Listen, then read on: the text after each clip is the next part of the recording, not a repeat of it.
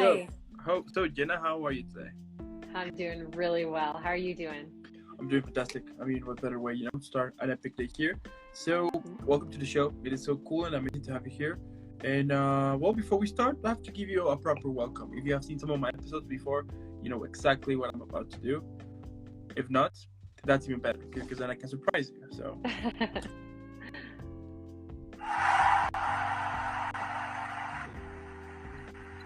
Best welcome ever. So good. It makes me feel I need that. I need that sound cue just to follow me around each morning. yeah.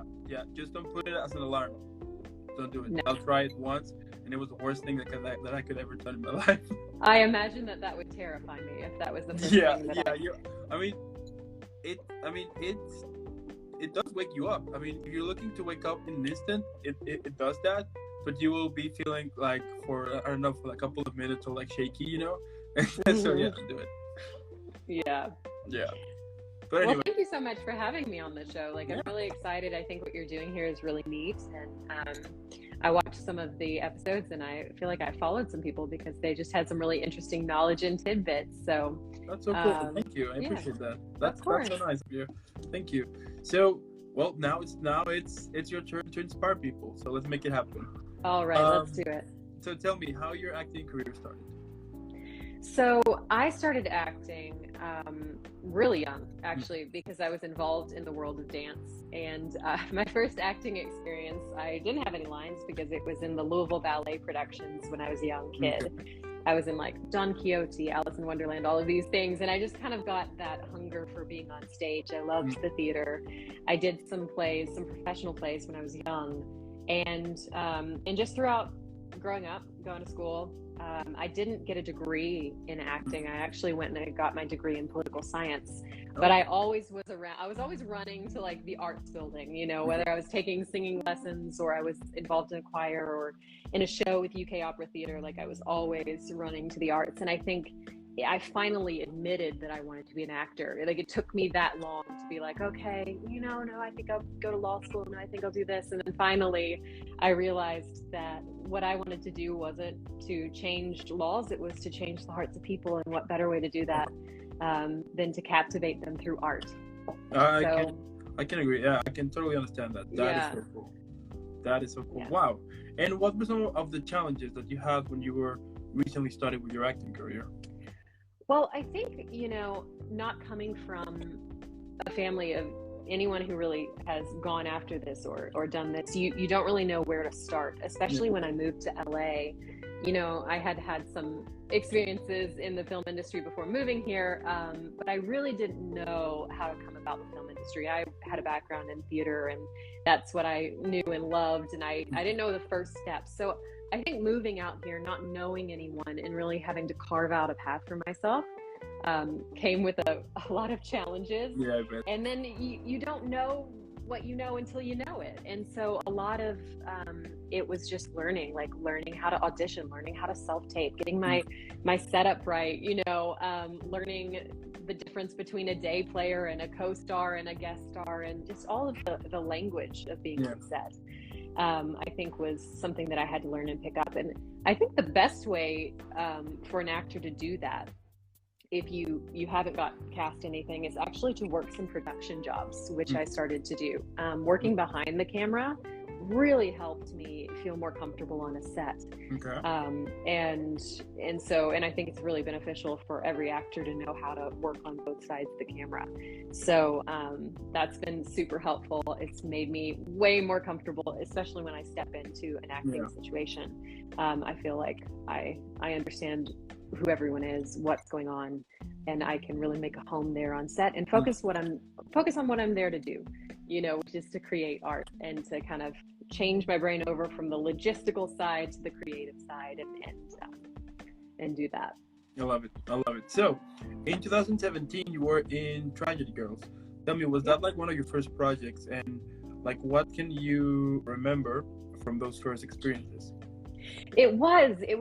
I fell into it too. It was my first big film. I I heard that they were making a movie. It was in Springfield, Kentucky, which isn't that far from where I was living at the time. And I just didn't have anything going on one summer. And my mom was like, you should go down and just audition to be an extra or, show up. And I was like, okay, I'll do that. So I went to this little audition. They selected me as an extra.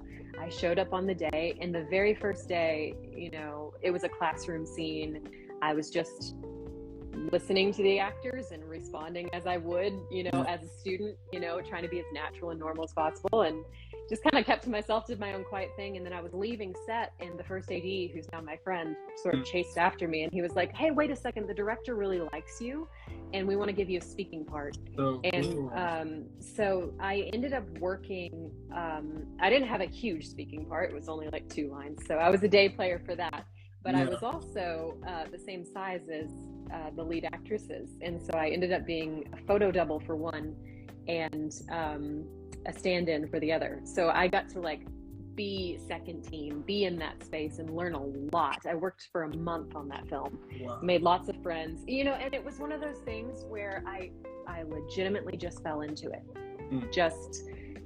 And I think that that's something that you also need to do if you're a young actor and you get an opportunity to just be around in any capacity around the film industry, whether you're just catering the event or showing up to PA or showing up, be an extra a few times, no one really loves being an extra. Let's get real. It's kind of like you wait around all day and most people are kind of weird, it's like everybody thinks they're going to get famous off this, seeing their face in the background.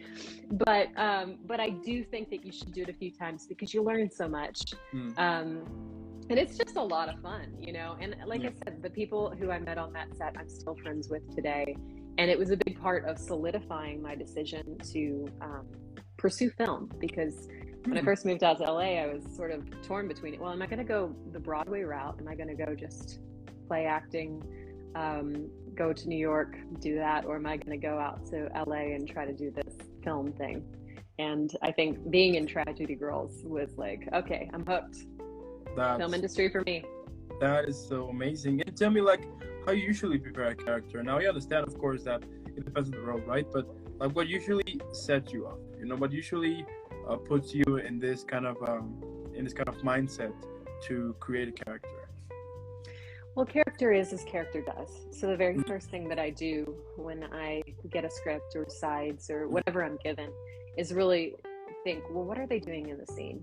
And based off what they're doing, what do they want? What are they doing to try to get what they want? And that gives me the initial clues of well, what type of person is in this situation? What type of person would be playing these actions? And then I just start to build the character from there. And I first outline the scene. I dig into the actions. I dig into the beats. I find out, the objectives and the motivations and the triggers. And then I build an entire backstory. Obviously that's not something you can do for a self-tape. You don't have time to dig in for days and days and days, but I definitely at least try to develop a point of view for the character, so that I can respond and improvise in that place. Once you can improvise as a character, you've landed on something that's actually hooked in and real. So so if I can get to that point, even in a self-tape, then I know I've done the job. If I have longer, if this is a role I've been cast in, if this is for stage, or this is I have time to prep, then there is no end to the research that I do, the journaling as the character that I do, the deep diving. It just goes on and on and on. Okay, I love that. Yeah. That is so unique. I love it. By the way, if you hear dog noises, those are my dogs, by the way. Oh, yeah. What kind of dogs? It's a pit bull, a husky, and the other one, I don't know what breed is it. I mean, it's adopted, but I don't know what breed is it. So yeah. Oh, I love it. Yeah, but awesome. The puppy is the youngest one. Yeah, he's 8-9 months now, and the other ones are the other two. They're 9. He's big. Yeah, 9 and 8 years old. So the people wants to play with them, but since they're old, they don't want to. So it's a constant, you know how it goes. Oh yeah, definitely, for sure. Yeah. And tell me, in general, what are usually some of the things that you enjoy the most about either preparing, but also playing a character? Rehearsal's my favorite part. Okay. I absolutely adore rehearsal. I've always been that way, whether it's for film or for stage. I could care less if it actually gets filmed or if it actually has an audience to it. Yeah. And that's because I am infinitely curious about the human mind and the human heart and what motivates it. And so my favorite part of acting is truly the insight and the empathy that I gain by playing different types of characters. I learn about myself. I learn about different facets of me, you know, but I also learn about people. And I feel like it makes me a more compassionate human being when I can kind of understand how someone could get to a certain point. And that's really helpful when you're playing a character that's super extreme as well, which I love to play those types of characters, you know, just all over the board, wacky, zany, silly, dangerous, you know. The extremes are definitely where you get to have the most fun as an actor. I love it. I love that. And what advice could you give to those who, you know, I recently started in acting? Get in a good class, in a really good class, like a teacher that's not going to flatter you, but a teacher that's going to really challenge you and be honest with you, because it is so important to have someone to bounce your ideas off of. The other thing that I would say, in addition to getting into a good class, is change the way you watch movies, change the way you watch plays. And if you don't go to the theater, go to the theater. If you don't read plays, read plays. If you don't watch classic films, watch classic films, because those are some of the best characters. Yeah. I think you should do an entire month of character study on just films from the 1960s if you want to look at just phenomenal characters. But I say that change the way you watch films. Really, as you're watching, think, what does this character need? What does this character want? What are they doing to try to get what they want? And also think about the overall theme. Like, why is this character in this movie? Why is this scene in the movie? How does it play to tell the overall story or answer the overall story that the writer of this script or play is getting at? Yeah. I love it. I love that. And so on your Instagram profile, we can see a video of you singing. The song is called "A Change in Me." Tell me, like, where does your inspiration to sing that song came from? You know, for that song's from a Broadway show, and it's a song that I have known and loved for a long time, but I really wanted to record it because it was a time in my life where I had just come out of a big transition. You know, and it was honestly a bit of a painful transition. There was a lot of people who I loved very dearly who kind of exited from my life, and that was ultimately a good thing. But it was hard, and the song really speaks to a woman who has gone through a lot, and she's arrived on the other side of something, but she likes herself more on that side of where she's at. And that was definitely the transition that I made in my late 20s, was being a woman who, you know, wasn't necessarily super happy when she looked in the mirror. And I'm not talking about appearance, I'm talking about like my heart, where my heart was at, to transforming into a woman where when I look in the mirror, I like who I am. And therefore, it doesn't matter what anybody else thinks about me. It doesn't matter how successful I look at on the surface, or, you know, it matters that my character is right, my heart is right, my life is right. And if those things are there, then no matter what circumstance is going on in my life, I can look in the mirror and have respect for myself. And I feel that is sort of central to that song. A change in me. And so I wanted to sing it. I just went into a recording studio one day, and I just filmed it on an iPhone because I wanted to have some footage of me singing, and that was the result of that project. Wow, that's awesome. Thank you. That's so awesome. Wow. And we can also see like your own podcast, as we were talking a few minutes ago, called Spiritual Hall. Tell me about that project, like where the idea to create that came from.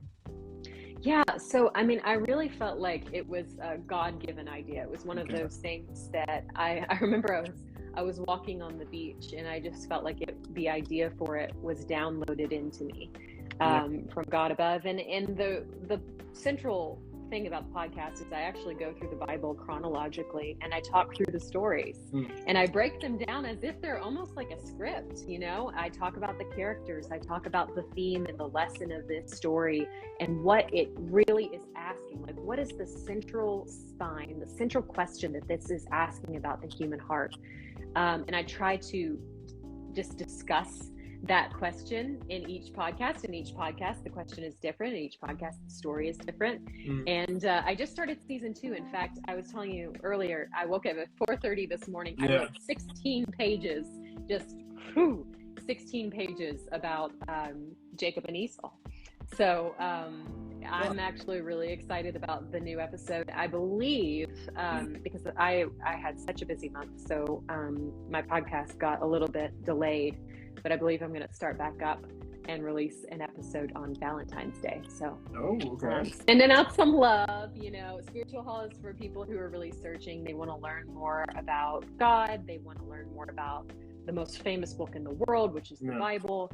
And so people of all different backgrounds listen in, you know, from Christians to atheists to people who think like I do, people who definitely disagree, but we have so many great discussions.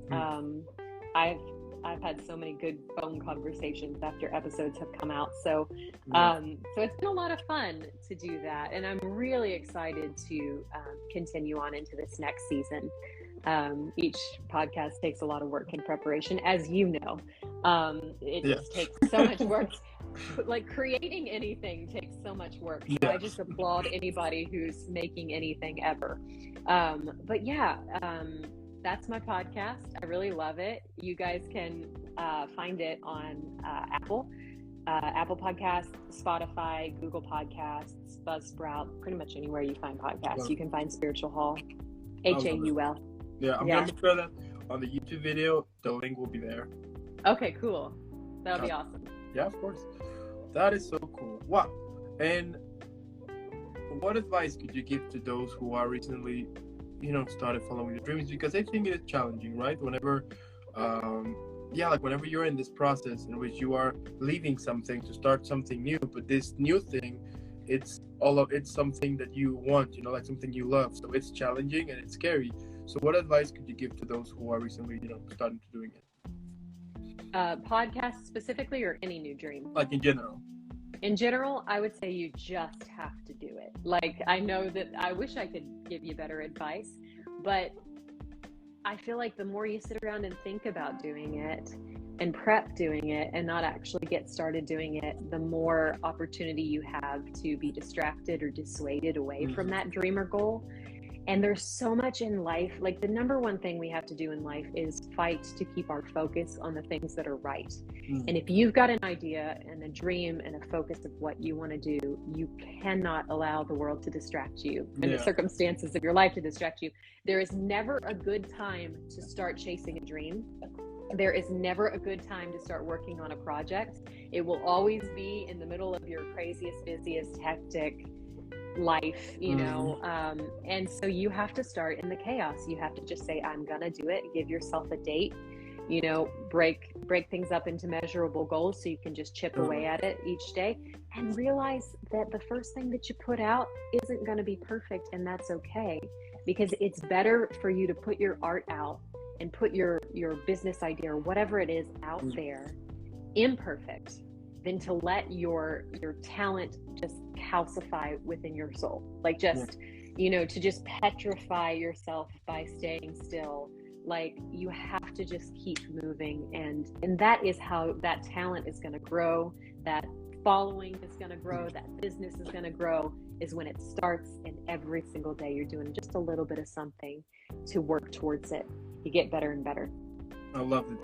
That is super inspirational, by the way. That is amazing. I love it. Good.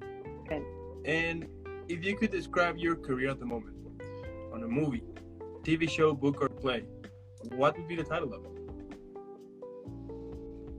My career. What would be the title of my career? Rocket Countdown. I like it. because I feel like there's so much that I'm doing, just like a rocket about to take off. There's like so much planning that's gone into this specific moment of my life, so much learning, so much like filling up that tank and getting certain projects ready, that I do feel like there's certain things that I've been working on in secret that are about to take off in a really, really big way. And so I feel like I'm that 10, 9, 8, 7. I'm probably on like count 3, that 3, 2, 1 count, because I've got a short that I have written that I'm making this year. I've got a feature coming down the pipe. I've got some cool opportunities. I just had lunch with a friend who I did a pilot for something with, and the project is going to continue. And so there's good things happening. So but in my usual fashion, I like to kind of keep it close to the vest until it's really ready to have its own life, That is super cool. And if you could describe your career on a drink, which one would you choose? Old fashioned. Because I love, well, first off, that's just a delicious drink, but like I love so much of classic old Hollywood, and there's so much that I would ultimately love to do in my career that pays homage to that. I would love to do musicals. I think there needs to be way more musicals out there. Both of the pieces that I'm working on currently are period pieces, so they've got a little bit of an old-fashioned quality to them. It's classy, it's traditional, but it doesn't go out of style for a reason, because it's so good. Okay. Yeah, I agree. Yeah. I like that is a nice I love it. Yeah. And like my last question here is, what motivates you? We all have those days in which we get inside of the train of toxic thoughts, and it just, and we start to think that maybe we're not good at it, that we should stop, that we're wasting our times, that, like all of those thoughts that basically break you. But like, I wonder, like, what gets you out of those thoughts? What gets you out of all of that toxic stuff, and to continuing following your own path here? I gave a concert in Kentucky over the holidays for Christmas, and free concert for family and friends, and it was piano and voice. Yeah. So unbelievably terrifying, because I hadn't performed in a long time, and I hadn't been ever in a situation where it was just me and no one else. I'd been in ensembles, I'd had roles in plays, all this thing, but I'd never created an event that was simply me sharing my talent with people. And it was so vulnerable. I had so many thoughts of like, oh, I'm not good enough. Oh my gosh, that note, it went off. Oh, it's gonna sound so, bad. Like all of these thoughts as I was prepping for this event. But the thing that helped me get through it, and it circled in my thoughts a lot as I was prepping to give this concert away, was the fact that it was a gift. Okay. That my art wasn't just for me, that it was going to be designed to bless someone else, to encourage someone else, to uplift someone else. And I think that when we get self-conscious, it's because we're self-conscious. We're thinking too much about what other people are going to think about our art, or how successful we look on the outside. But if we think about what we're doing, whether it's art or business or anything in between, and we really think about it as a gift for other people, it really changes everything. Because all of a sudden it's like, people don't despise a gift. People don't despise something that they're being given with a lot of love and a lot of affection and a lot of hard work and dedication. And gifts don't have to be perfect. And what inspires my acting, I really do believe God called me to be an actress. And the reason I want to do that, the reason I want to act, and I've said this for a long time, is to make people feel like they're not alone. Okay. There's so many people out there that feel like they are alone. And But we all have those experiences where we read something in a book or we see something in a movie or in a show, and a character does something or says something, and we're like, oh my gosh, aha, that's it. That thing that was in me that I couldn't articulate last week, that I was struggling with, like, I'm now seeing it. And I'm now seeing that this is a part of the human condition, and that I'm not crazy and I'm not alone. And so that's what art does for people, is it makes them feel seen. It makes them get to escape into these beautiful stories where they get to, let their imagination run with the wind. And then, your hope is that the morals of those stories, the result of feeling seen, the result of taking in that beautiful art reminds people that they have a soul, that they're not alone, and that they are like an integral part of the human experience. And so do it for other people. Make art that is meaningful, make art that uplifts. And if you're doing that, then you are going to be not focused. I mean, everybody will have their moments. I have my moments too. I'm my own worst critic. But you're not going to allow that voice to overpower you, the voice that's going to give you power. And for me, it's from God saying that, like, remember why you're doing this. Remember your why. If your why is strong enough, you can do absolutely anything. And so I have a really strong why, and that's why it would be the rocket taking off. That is so inspiring. That is so amazing, Jen. I mean, that's amazing. I mean, your career is super cool. It's, like what I admire about your career is the fact that you're pushing like too much, that you're putting it like too much passion on it. That is amazing. And also the fact that you're taking care of like every single little detail, that is really cool. And the fact that you try to make everything look perfect. And I mean, it's amazing. And the fact that you put like so many hours to it, that is really cool, and that is super inspiring. Thank you so much. Well, I think what you're doing is super inspiring. I think you're giving people a platform to really share who they are, at a point that most people are early on in their careers, like me. And I just think it's really cool to hear these stories. It's the stories that people don't talk about as often. They talk about, people like to interview the celebrities, and like, it's like, well, how did you get there, right? And that's a really cool interview. But I think it's really cool to interview people who are in the middle, who haven't quite arrived, who are like going after the goals, because that's where like 99% of the human race is like, we feel like we're in the middle. We feel like we're out there, we're fighting for our dreams. So I think it's really cool that you're giving people a platform to like, get to talk about what is it like to be me? What is it like to live in the middle of the fight for what I'm going for what my dream is. So thank you so much for having me on today. Thank you as well here. And also I want to thank those for watching. Thank you so much. If you're watching this later here on Instagram or later on YouTube or listening on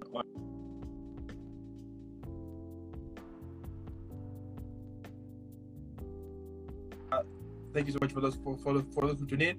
Also, if you're watching this later on YouTube or listening on Spotify or Apple Music, make sure that you're following Jenna in all social media. If you already do, that's perfect. Now what we're gonna do is that we're gonna leave 1 million likes. We're gonna basically make her trendy right about now. I mean, let's make sure more people know. Do it. Yeah, let's make people know more about this talented, amazing person that I just interviewed here. And Jenna, thank you so much. Before I send you off, I didn't send you off properly. So trust me that if I had a red carpet, I would have already put it, but I'm still working on it. But in the meantime, let me just give you an epic send off. So okay.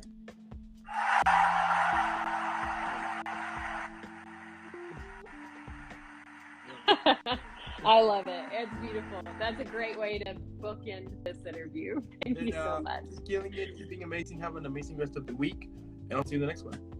See you next time. Bye. Right. Thanks, everybody. Thanks, everyone. Bye.